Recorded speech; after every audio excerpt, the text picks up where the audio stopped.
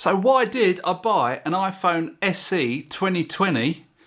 We're now in 2022 from backmarket.com or whatever. It was cheap. iPhone, brand new iPhone. You're looking at 500 plus for the cheap SE. I suppose it's a 2022 now.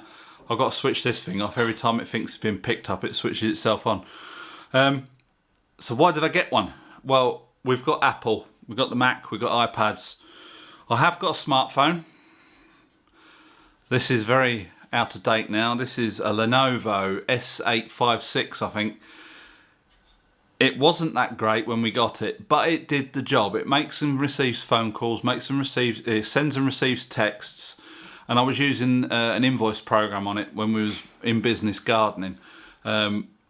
Recently, a lot of devices we've got need a smartphone, and a lot of the apps, I can download the apps on this, but they won't open. It's not supported anymore. It's Android obviously, but it's not supported.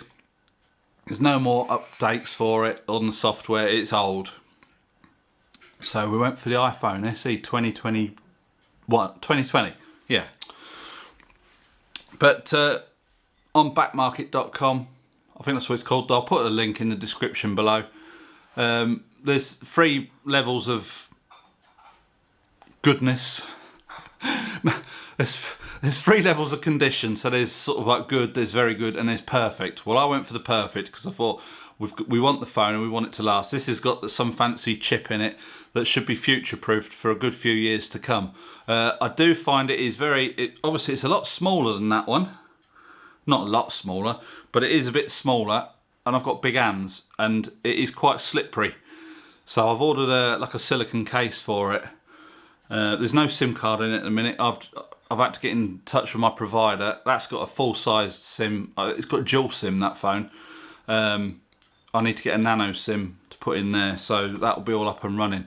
But so I've got a lot of devices that require a smartphone to use. I've got like a bore cam. And other bits and pieces like that, and we're getting to the day and age now where you need a smartphone. I mean, I don't use that as a smartphone. I use it as a telephone and an alarm clock wakes me up, and I don't carry it with me all the time. But it's just got to the point now where this just isn't cutting it, so we've had to upgrade. The service I got from Backmarket was great. I ordered it on Monday, I think it was. It was due to come out tomorrow, and it's turned up today. It's Thursday today, so it's arrived today, but it should have been here tomorrow. Unboxing it, perfect. It is in absolutely mint condition. It really is. It's got a cover on the screen, which I'll probably take off at some point, but for now it is. I'll just leave it as it is.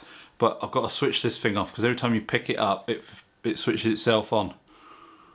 There's something in the settings somewhere. I'll have to find it. But yeah, really chuffed with it at the moment. As I say, whatever chip it's got in it, I don't know. I know that the Mac specs, when we ordered the Mac, we went for the best specs we could get on it at the time. And I can film on this as well. So it's got your 4K, 24, 30 and 60 frames per second. And obviously HD as well. You can probably switch it to PAL. I've not looked into that. But when I don't want to take all this big camera gear outside, I can just use this. Probably going to get a gimbal for it, so we'll do a review on that when it gets here. But yeah, chuffed to bits.